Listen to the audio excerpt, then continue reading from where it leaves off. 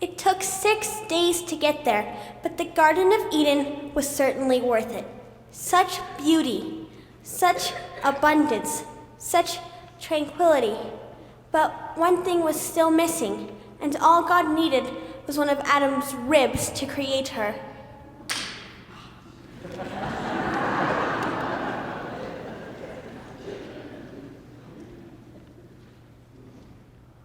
Flyers?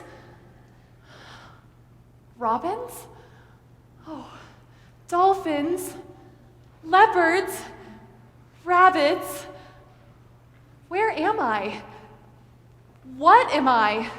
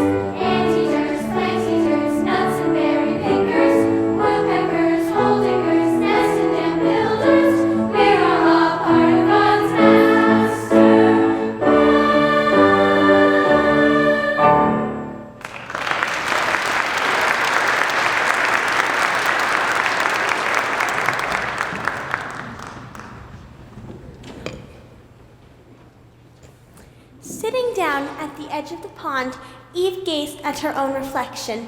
Oh, well, whatever I am, I think I like what I see. I bet I could do anything, if I put my mind to it. I think I'll take a look around and see what this garden has to offer me.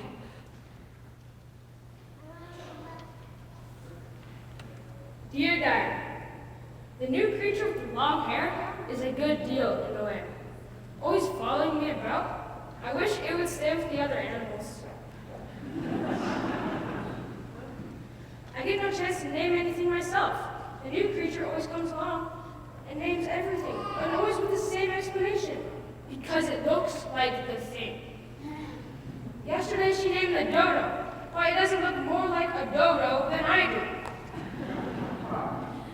Adam, the Garden of Eden was no longer paradise.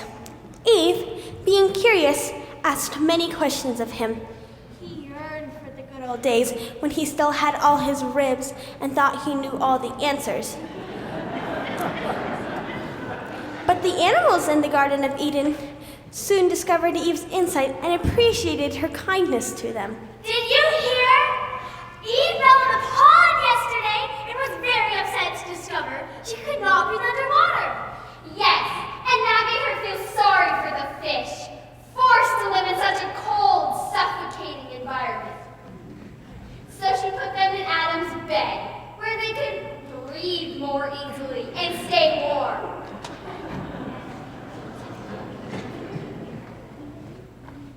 She spent hours studying our mouths the other day, wondering why we leopards eat grass and flowers, when our teeth were clearly designed to eat each other. Eve always knows just the right spot to scratch, right behind my ears. And somehow she knew that I like to have my tummy rubbed. Dear Diary, last night the moon got loose and fell out of the sky. It broke my heart to lose such a beautiful thing. I followed the man around again yesterday, suggesting ways to improve the estate by naming all the plants and animals. It only seems right. Everything should have a name. Some of us are more gifted than others at that sort of thing. In fact, I'm beginning to wonder what his gifts are. I haven't figured it out yet, but either way, I love to spend time with him. But then one day, while gazing at the pond, Eve met a new friend, a snake.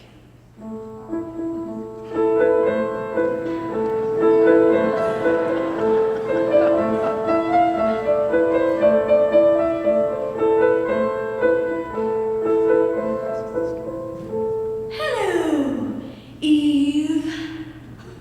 Enjoying your reflection? My what? Your reflection in the pond. You see, when waves from one medium are transferred into another, in which their velocity is different, part of that energy is transferred back into the first medium. In this case, the waves are the rays of light that are being reflected onto a literally inverted replica of our luminous source. Oh, wow.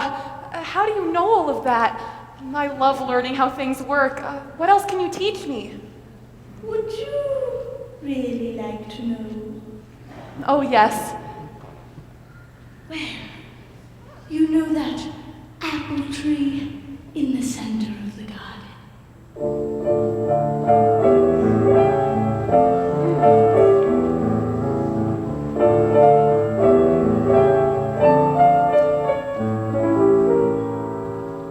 Some may say that ignorance is bliss, but that kind of thinking leaves something amiss. Oh,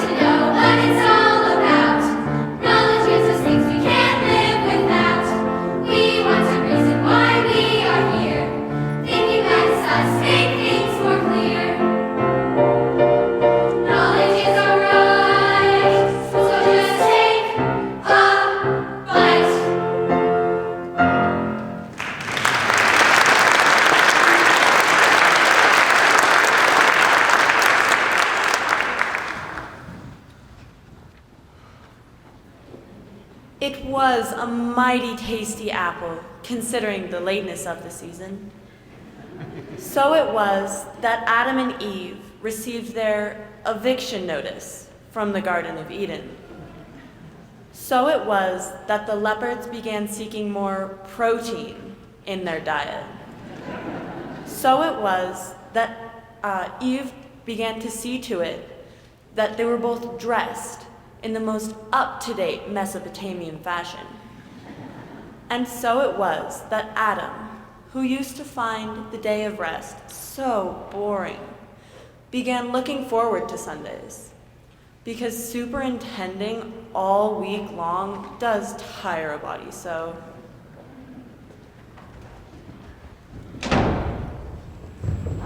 Did you hear?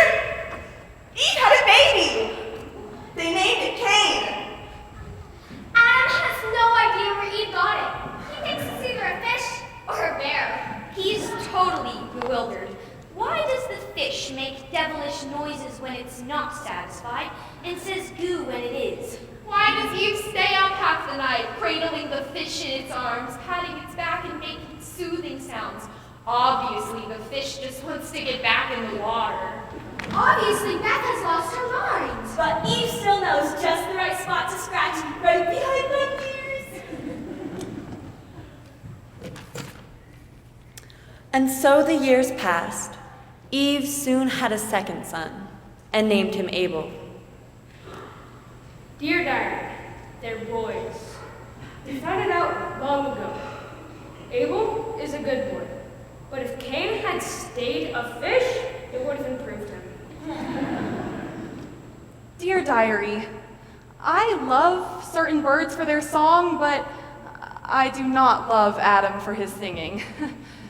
Yet I encouraged him to sing, even though the sound could curdle milk. I could get used to that kind of milk. After all these years, I see that I was mistaken about Eve. In the beginning, I thought her curiosity was annoying, but now I would be sad to have that voiceful sound. I needed companionship. I was made for it, I think. It's better to live outside the garden with Eve than inside the garden without her. The garden is lost, but I have my family, and I am content. And these were the words that Adam inscribed on Eve's tombstone. Wherever she was, there was Eden.